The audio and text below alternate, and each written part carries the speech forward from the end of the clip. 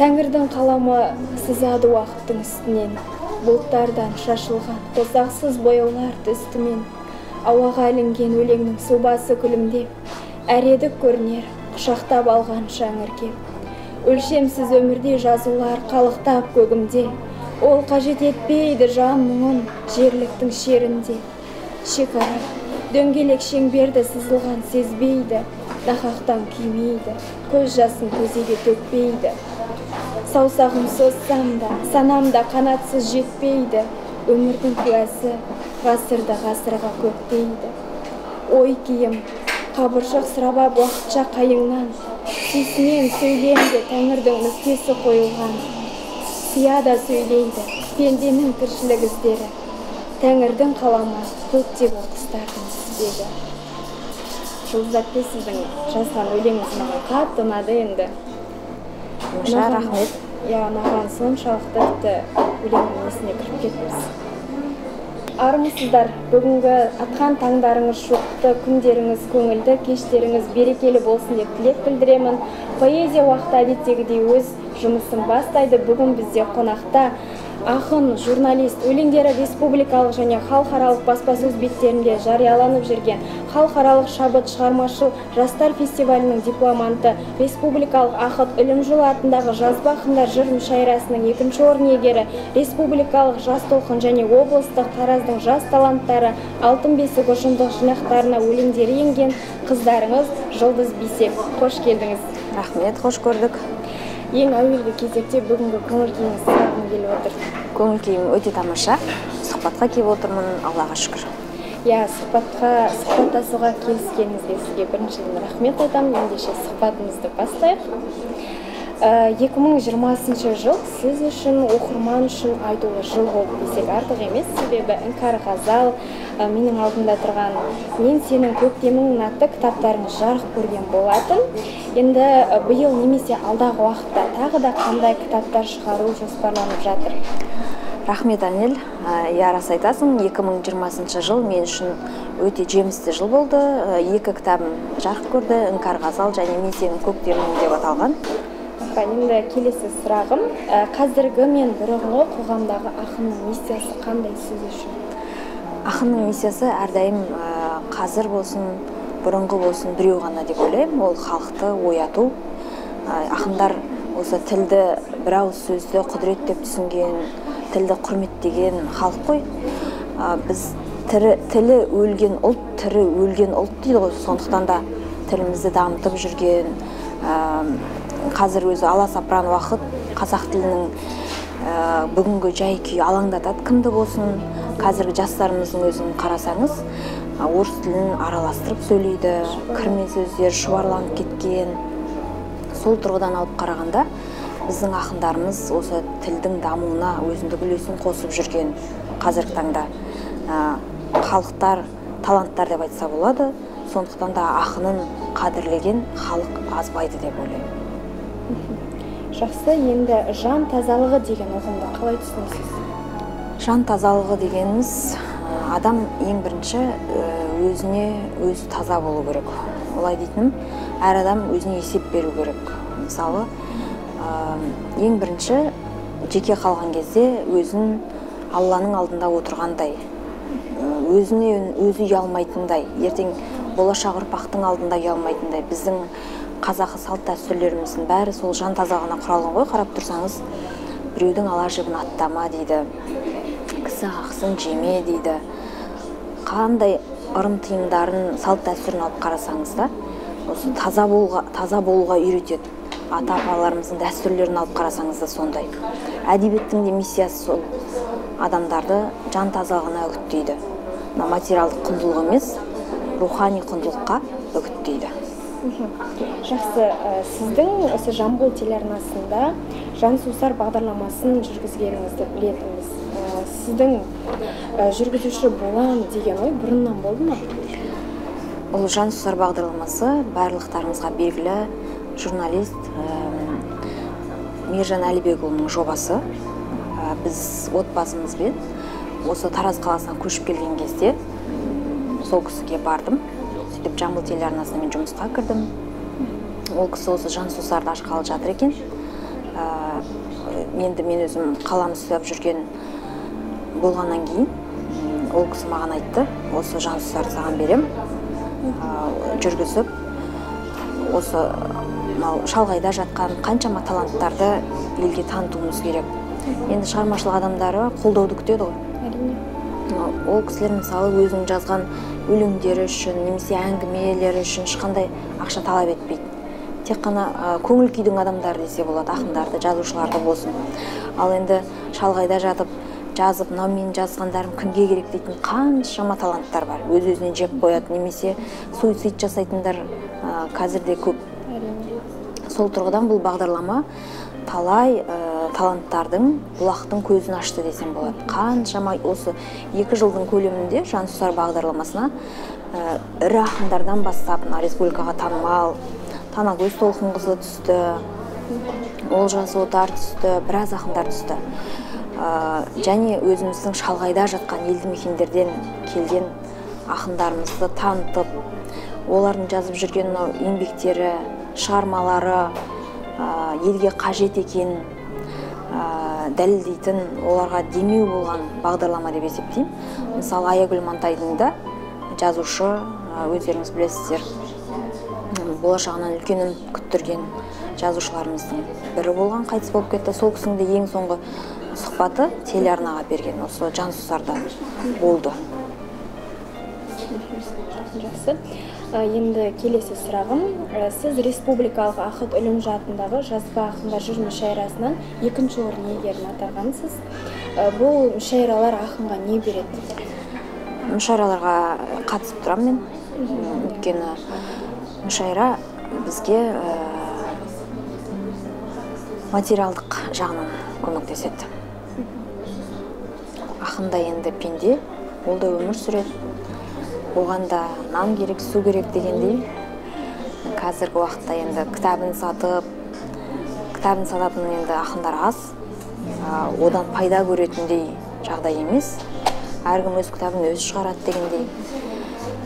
Сондықтан да мүшәйралар ақындарға материалдық жағынан қолдау. Долы дауылдай, ешкім түсінбес күй білген. Балауыздайын өз оты өзек күйдірген, сезімім бура бұлттардай тынбай бұрқырап, тұрса да таудай биіктікпенен сүйдім мен. Күзгі жел олып, билеген шақта атыраптай, сүйдім мен сені дірілдеп тұрған жапырақтай. Сүйдім мен сені жалғанның жалпақ жерінде жалғыз қалдырмай жүргенің үшін жадыратқай. Көзімнен мұңым төгілмесін деп сүйдім мен. Терезем алды толса ғой дедім үй гүлмен. Қайғырғаныңда қайғыңды алсам тең бөліп, тек сенің күлкің қатар естілсе күлкіммен. Сағыныш табы сезілмесін деп ернімнен, сыңсый ұшпасын жағалап өткен көлімнен. Табалар жандар сыртымнан тасын атқанда, сен жайлы ойлары сауытым болар дедім мен. Менмендігімді алдыңда құмдай үгітіп, сүйдім мен сені барымды мүлде ұмытып, ұнаттым дедім ұлпадай жүзім жымайып, батпағандай боп дүниенің батпан мұңы түк.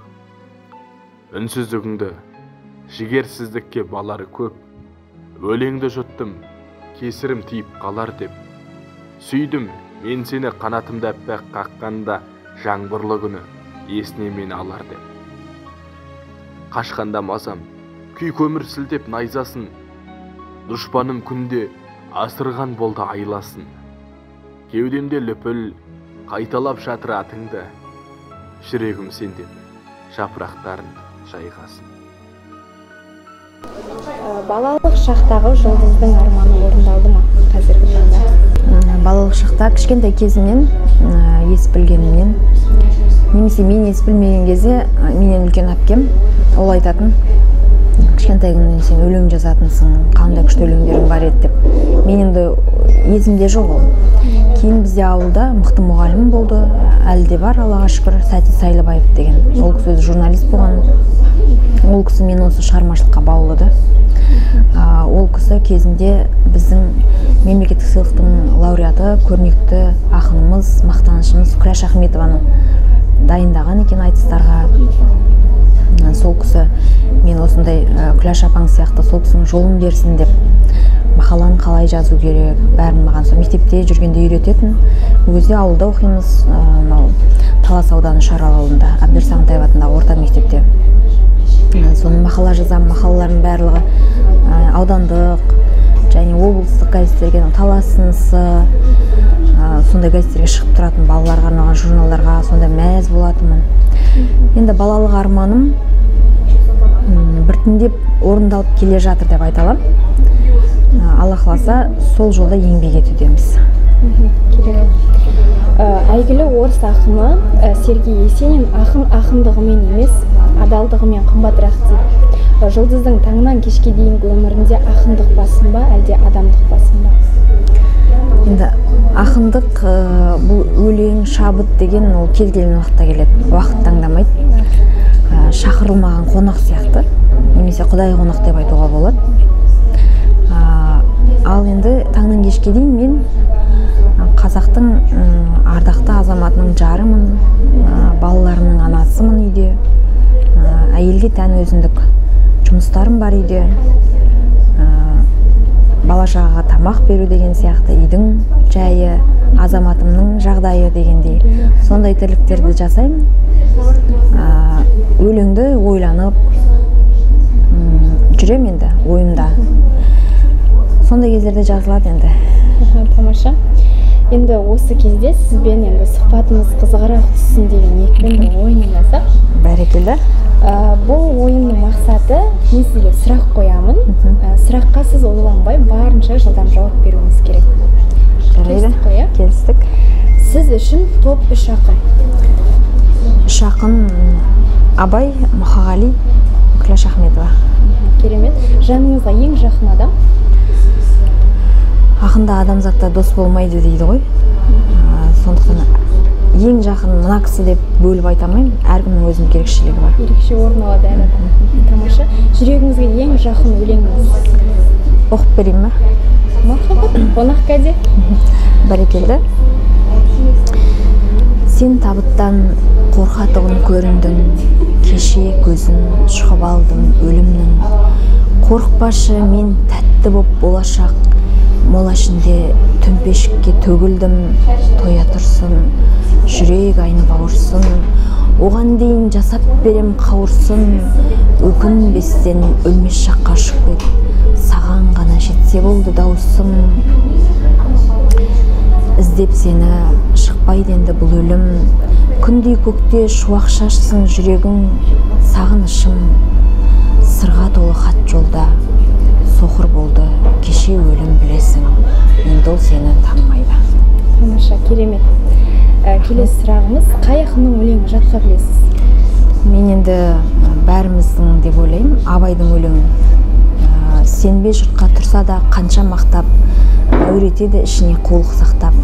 Өзіңе сен өзіңді алып шығар, ақылың мен еңбегің екі жақтап. Өзіңді сенгіштікпен әуре етпе, құмарпаз боп мақтанды қуып кетпе.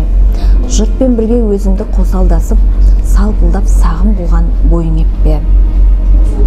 Қайғы келсе қарсы тұр, құлай көрме, қызық келсе қызықпа, оңғақ кірме. Жүрегіңе сүңгі де түбін бойла, сонан тапқан шынасыл тастай көрме. Бәрекелді, тамаша. Сізде шабыт көбіне қай уақытта келеді? Шабыт енді көңіл күйме байланысты. Бағана айтып кеткенімдей, ол шақырылмаған қонақ, құдай қонақ деп есептеймін өзім. Ақындық қасиет пе, қасірет пе? Қасиет. Үлгі тұтар адамыңыз кім? Бір адамды үлгі тұтам деп айта алмаймын, өйткені пенденің барлығы кемшіліктен жаратылған. кемшіліксіз, пәк тек қана Алла ғана дейді ғой. Сондықтан мынау адам деп кесіп пішіп айта алмаймын. Арманыңыз қандай? Арманым енді уақытқа қарай өзгеріп отырады екен негізінде. Бір белгілі бір мақсаттар болады. Осы наурыз айында жол көлік апатына ұшырадым. Сөйтіп біраз уақыт жатып қалдым үйде. Сонда көз алдыма балаларым келді. Осы балалардың жарығына орай, солардың бақытына орай аман қалған шығармын деп ойладым. Біраз денсаулығыма зақым келді. Сонда әйел дұғасы деген өлең жаздым. Содан ойладым өзім. Менің басқаны, өлеңнен басқа да, шығармашылықтан басқа да арманым бұны балаларымды Алла тағала берген. Өсіріп, өндіріп, азаматыммен бірге солардың рахатын көру деп. Тапсырыспен өлең жазасыз ба? Жазамын. Жамбыл облысында әдеби орта бар ма? Жамбыл облысында осы бір жыл болды ғой деймін. Қыздардың Інжу Мажан деген әдеби клубы бар. Ол басқа облыстарда мүлде жоқ екен, тек қана біздің Жамбыл облысында бар екен. Сол жерде чат бар өзіміздің, ашып, төрайымы жазушы Ардақ Үсейінова деген өте білімді жазушы. Ол кісіні де Жансүзарға шақырғам айтпақшы. Сол жерде талқыланып отырады, кеңестің әрдайым отырысы болып тұрады. Қыздар, осындағы жазушы қыздар, журналист қыздар, ақын қыздар бірігіп, әдеби талдаулар өткізіп отырады. Жақсы, енді сізге ойынымыз ұнады деген ойдамын. Қыстың көзі қапыда сәл ілінді, алдым бұлтқа ұшырап сағымымды. Көктегілер қашты кеп жерге қарай, шөп жүгірді, төсеп ап жауырынды. Жаңбыр сүйді, үйлерді, топырақты, сұр бұлт бұйра шаштарын қобыратты. Тұман болды айнала жылғадан су, шырт ұйқыдан оянып шошып ақты. Құстар келді төркіндеп келген қыздай, қыстың мына басына төнгені стай. Жата қалып жабысты көктемге жер қара суық қаһарды, емген мұздай. Даусы шықты жердегі көктегінің, махаббат болды күннің төккенінің. Ақ қарды жел асырды тау басына, самал желге айтыңдар өкпелі кім. Оятып жүр құстар кеп тіршілікті, алыста құс түс көріп күрсініпті. Сұлу қыздар қуанса қырбасына, қырық құлаш шашындай гүл шығыпты. Бір-біртіндеп қонақтар түсті көктен, байқадың ба керуенді көшті өткен. Қоржын толы қызғалдақ сарғалдақтар, кісінеткен жылқысын біздің көктем. Ал енді келесі сұрағым, қарап тұрсақ, өлеңдеріңіздің басым көпшілігі махаббатқа арналған. Неліктен? Енді өмірдің өзі махаббаттан басталып, жаңа поэзия парасатпен аяқталады дейді ғой. Өмірдің өзі махаббаттан тұрады ғой. Егер өмірді сүймесең, сен мынау жаныңдағы адамдарды жақсы көрмесең, табиғатты жақсы көрмесең, күзді сүймесең, мысалы жапырақтардың түсіп атқаны сені қызықтырып, ынтықтырмаса, ол сезімсіз, жүрексіз қалай өмір сүруге болады? Өлеңдеріңіздің арасында көбіне күзді өзіңізге жақын тартқаныңыз анық көрініп тұр. Күз құрбым, күз менің досым деген секілді. Олай атауыңыздың себебі неде? Менің өлеңімді әбден оқып алғаныңыз көрініп тұр. Рахмет. Иә, күзге арналған өлеңдерім өте көп. Жалпы қазақ халқыда күзді молшылық, береке айы деп есептейді. Күз айын жақсы көреді. Ақындар, қалам тартпаған ақындар кемде кем шығар күз мезгіліне. Күз мезгілі басқа мезгілге қарағанда маған өзі ерекше әсер етеді. Жапырақтардың саудырап түсіп атқаны, Мұқағали ақын айтпақшы, жаңа біреудің табанында, біреудің жанарында сап-сары жапырақтар тоналуда дейді ғой. Мынау құстардың қайтып атқаны, жапырақтардың сарғайып түсіп атқаны бәрі маған бір ерекше көңіл күйге бөлейді. Жұлдыздың болашағы мен өткенін байланыстыратын ең маңызды дүние қандай? Әр уақыт өмірімдегі маңызды мен үшін. Өткенім болсын, қазіргі сәтім болсын, мысалы қазір бірге отырып сұхбаттасып отырмыз. Бұның өзі де маңызды. Бұның өзі Құдайдан берілген сый деп білемін. Әр күн, әр сәт, әр уақыт, әр секунд бағалы. Әр сүріп отырған қазіргі сәтіміздің бәрі мен үшін бақыт деп білемін. Жақсы. Енді Жұлдыз ханым, бүгінгі шығармашылығыңызды сізге арнап жатырмыз ғой. Енді өзіңіздің бір әсем даусыңызды тыңдай отырып, қонақ кәде сұрасақ. Күзге ғашық қыз едім деген өлеңді оқып берейін. Сурет салсам тіземің, айтшы неге түзедің? Қайғыс ұшқан қасында күзге ғашық қыз едім. Жанарыма ай құлап, отырады жай жылап, құласыйды дейсің бе мың сүйсінтіп, қайғынап, күрең күннің көбінап, қурап қалған шөбін ап, жылап өтер мекенмін жапырағымды төгіп ап. Күзге тартқан жасымда, күз қойнында басымда, найзағай боп тіл қатам нардай болған ғасырға. Құстың көріп тізбегін, қанатымды іздедім, мені ұшырар жапырақтар, мені кетер күздерім. Рахмет. Жұлдыз ханым, бүгін енді өзіңіздің алтындай уақытыңызды қиып менімен сұхбаттасуға келгеніңізге сізге көптен көп рахмет айтамын. Тек қана алдағы уақытта шығармашылық табыс тілеймін, қаламыңыз ұштала берсін дегім келеді.